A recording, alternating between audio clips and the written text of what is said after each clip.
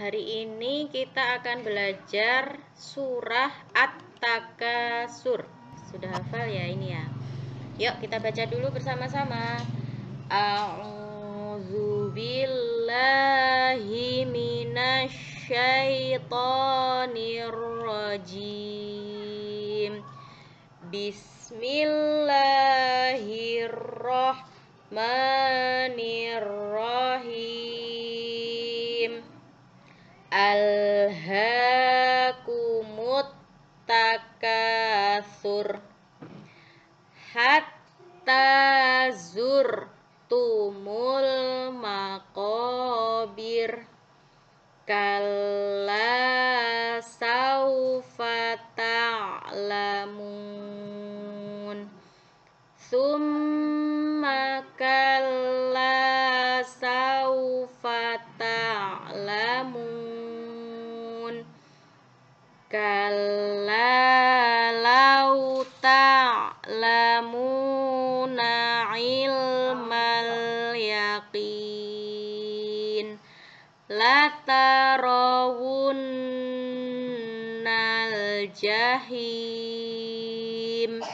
summa latarawunnaha ainal yaqin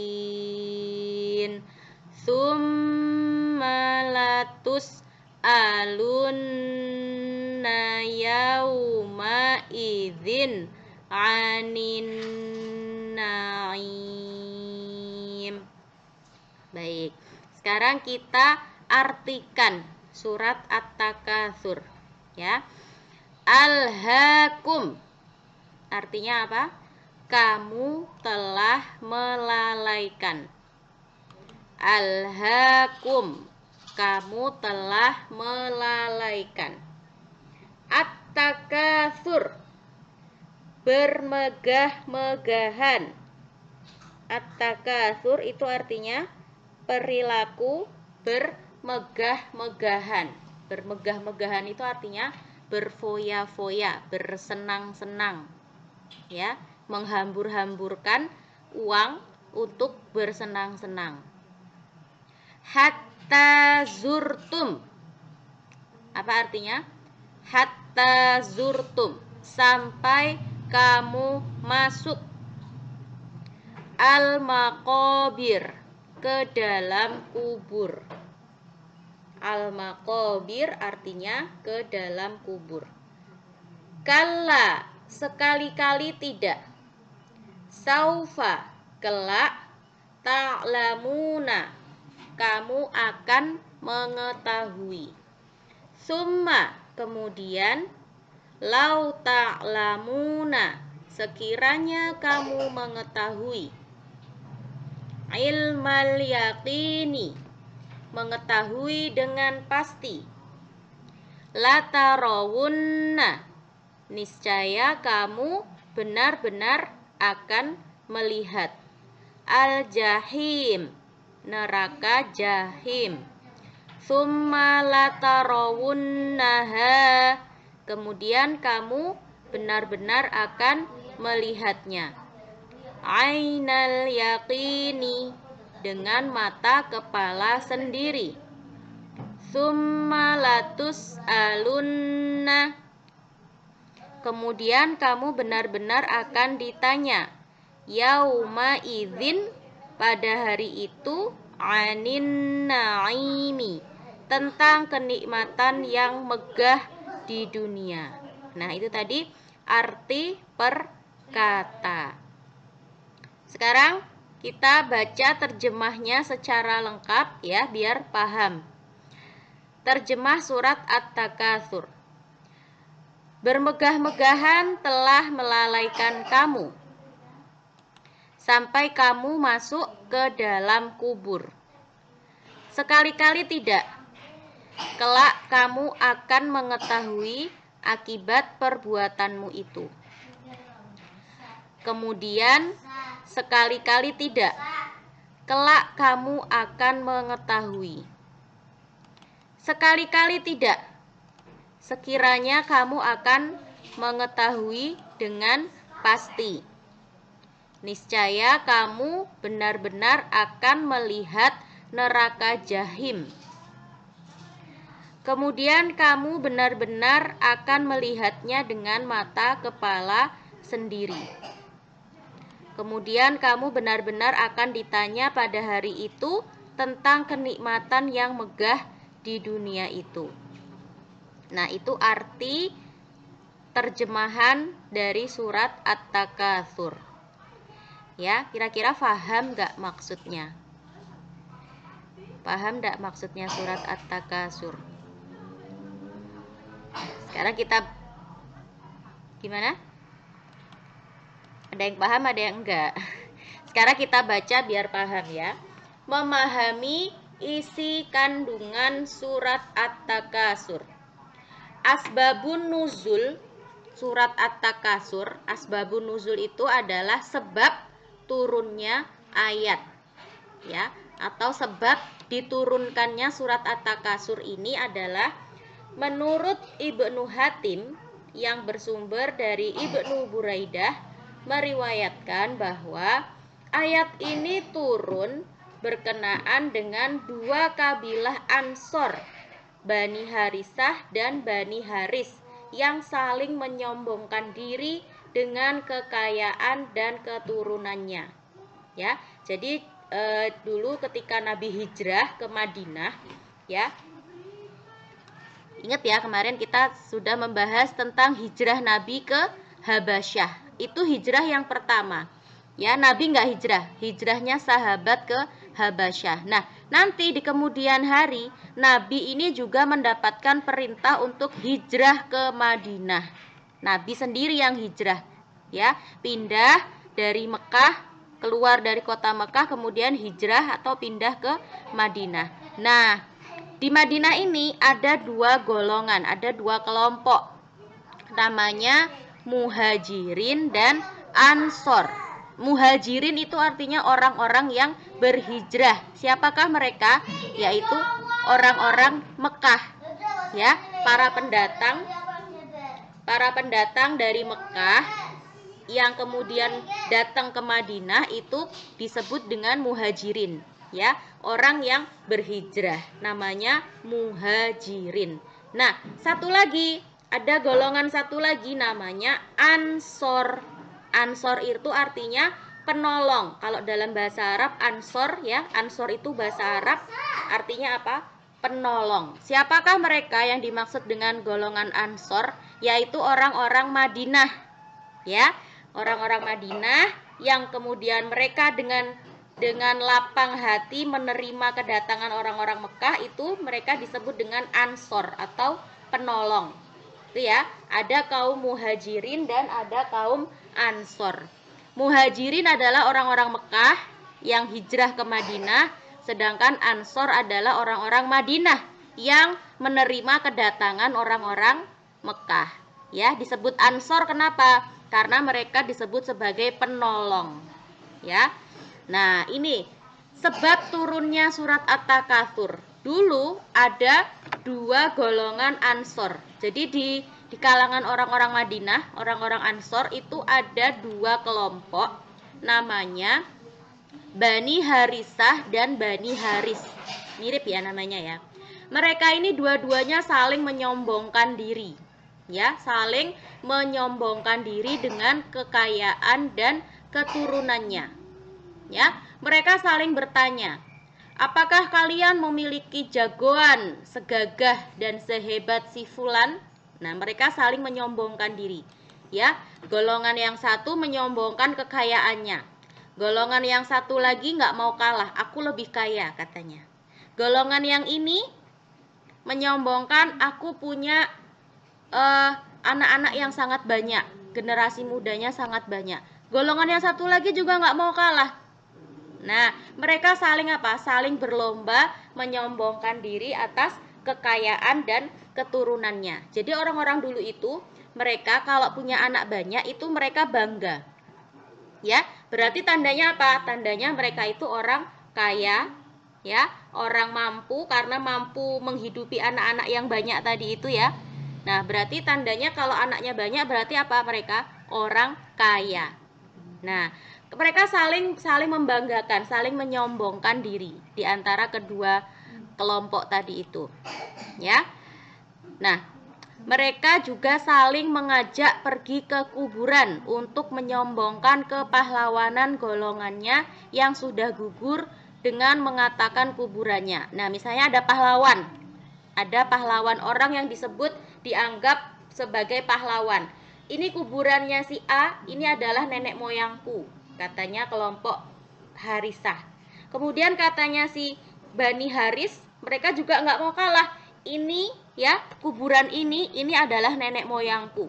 Nah, mereka saling menyombongkan. Di kuburan pun sampai seperti itu. Nah, itu ya, mereka saling menyombongkan, pokoknya nggak ada habisnya. Mereka saling pamer kekayaan, saling pamer anak, terus pamer dengan orang-orang yang sudah meninggal juga, ya. Apa yang dipamerkan dari orang yang sudah meninggal? Ini adalah pahlawan. Ini adalah jagoan. Ini berasal dari keturunanku, ini berasal dari kelompokku. Mereka saling menyombongkan seperti itu. Ya. Nah, itu karena kondisi yang seperti ini, ayat ini turun.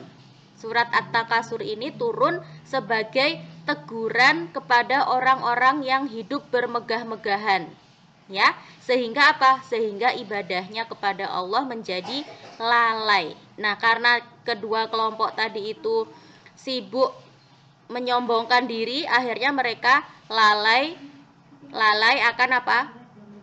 Kewajibannya untuk beribadah kepada Allah. Nah, inilah sebab diturunkannya surat At-Takasur.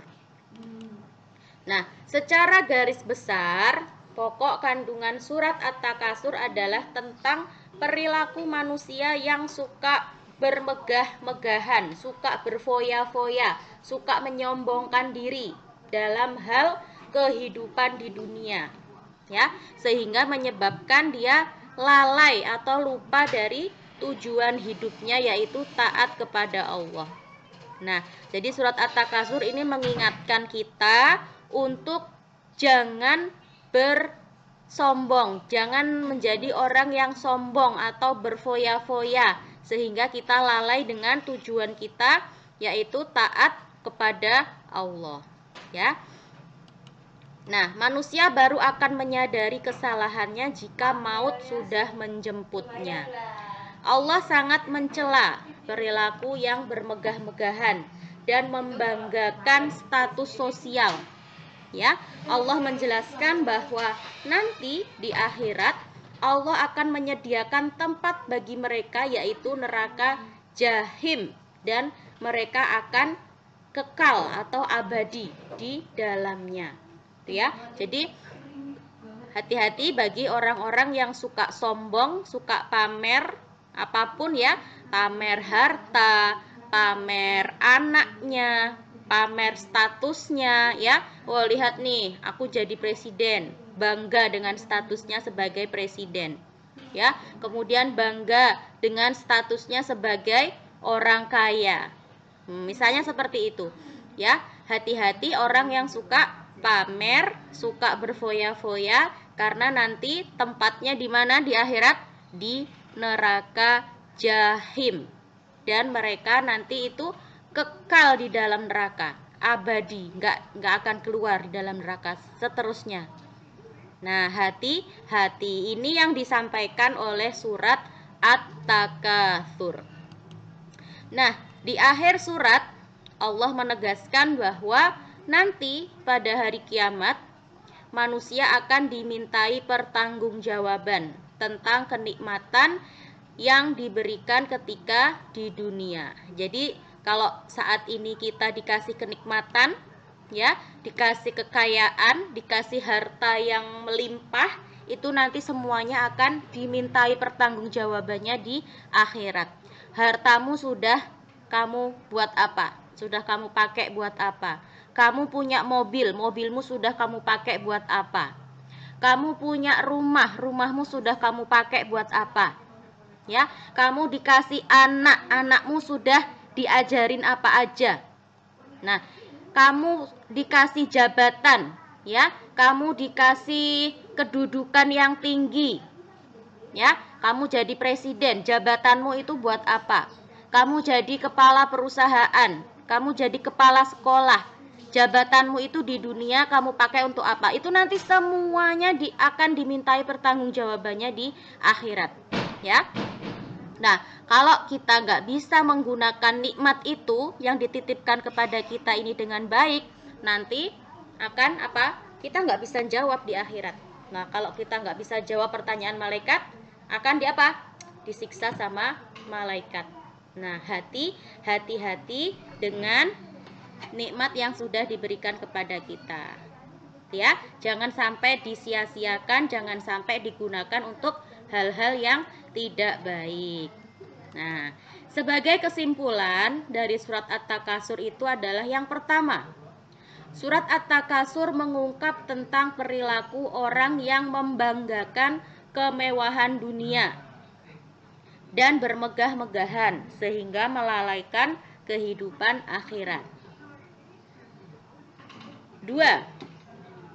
Orang yang berperilaku bermegah-megahan menganggap bahwa dia akan memperoleh kenikmatan yang abadi.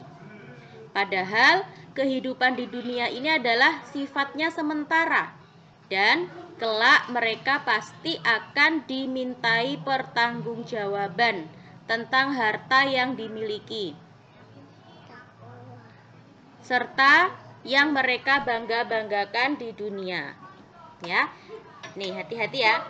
Kata surat At-Takasur, nanti mereka akan dimintai pertanggungjawaban. Sekarang nomor 3. Surat At-Takasur menjelaskan tentang ancaman siksa berupa neraka. Neraka apa tadi namanya? Neraka Jahim. Ya, neraka Jahim itu diperuntukkan bagi siapa? Orang yang suka bermegah-megahan dan membanggakan hartanya sehingga mereka melalaikan tujuan mereka nanti, yaitu apa? Beribadah kepada Allah. Hikmah akibat dari perbuatan tercela yang diungkapkan dalam surat tersebut. Dalam penerapannya kita harus mampu menghindari perilaku tercela tersebut. Apa yang dimaksud perilakunya tadi yang tercela itu? Bermegah-megahan, sombong. Itu yang dimaksud ya. Kita harus mampu menghindari sifat sombong dan berfoya-foya tadi. Bagaimana caranya agar kita bisa menghindari sifat tersebut?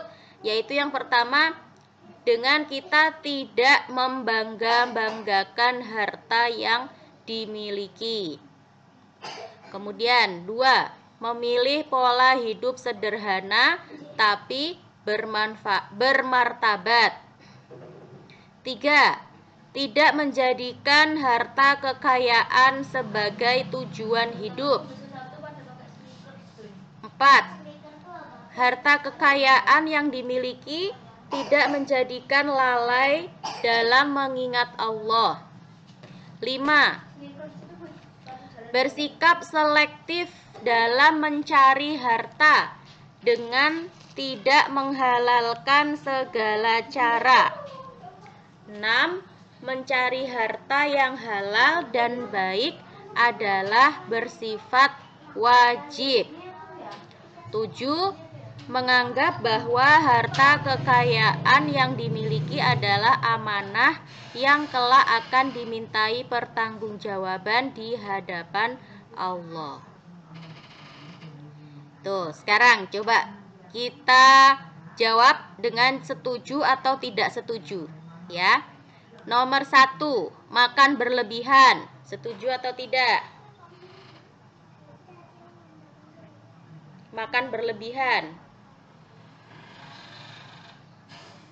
Setuju nggak? Boleh nggak makan berlebihan? Tidak boleh ya. Nazira makannya banyak apa sedikit?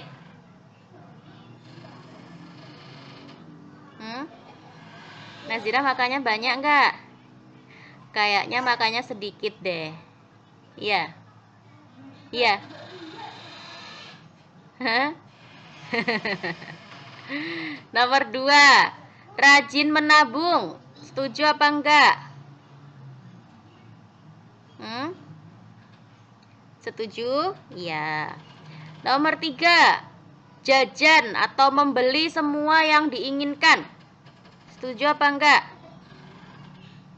Tidak boleh ya. 4, melaksanakan tugas sekolah. Setuju apa enggak? Setuju. 5, berpakaian harus yang baru dan mahal. Iya apa enggak? Tidak. 6, menceritakan harta orang tua. Tidak. 7, berkata sopan dan santun kepada teman dan guru. Ya, oke, betul sekali. Rangkuman. Surat At-Takasur adalah surat yang ke-102 urutannya. Dan terdiri dari 8 ayat. Kata At-Takasur diambil dari ayat pertama. Ya, kenapa kok dinamakan surat At-Takasur? Karena diambil dari ayat pertama, yaitu Alhaakumut Takasur, ya. Dinamakan surat At-Takasur karena diambil dari ayat pertama, yaitu At-Takasur. Artinya bermegah-megahan. 2. Surat At-Takasur termasuk golongan surat Makkiyah. Artinya apa surat Makkiyah itu? Masih ingat gak? Surat Makkiyah artinya apa? Surat yang turun di Mekah. Ya, surat Makkiyah itu surat yang diturunkan di Mekah. Asbabun nuzul. Apa tadi maksudnya? Asbabun nuzul adalah sebab turunnya ayat. Apa asbabun nuzulnya? Asbabun nuzul surat At-Takasur, ya, yaitu berkenaan dengan adanya sikap saling bermegah-megahan dan menyombongkan diri dengan kekayaan dan keturunan yang dimiliki oleh 2 kabilah Ansor. Hikmah. Sesungguhnya Allah tidak menyukai orang-orang yang berlebih-lebihan. Quran surat Al-A'raf ayat 31. Ya, jadi semuanya yang berlebihan itu tidak baik. Semuanya. Ya, meskipun sebenarnya hal itu baik, tapi kalau berlebihan jadinya tidak baik.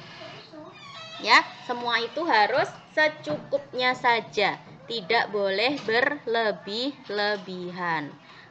Zaman dulu ada sahabat yang dia cerita kepada Rasulullah. Ya Rasulullah, sesungguhnya aku adalah orang yang setiap hari puasa. Nggak pernah makan. Ya, ada orang yang bilang lagi, ya Allah, sesungguhnya aku adalah orang yang selalu sholat, nggak pernah putus sholatnya. Ya, sholat sunnah nggak pernah putus. Jadi selain sholat wajib, dia itu sepanjang malam itu sholat sunnah terus, sepanjang siang sholat terus, nggak kerja, nggak main sama anaknya, ya, nggak belajar. Pokoknya kerjaannya cuma sholat. Nah, itu yang kedua. Ada orang tadi yang pertama dia puasa terus-menerus, ada orang yang sholat terus-menerus.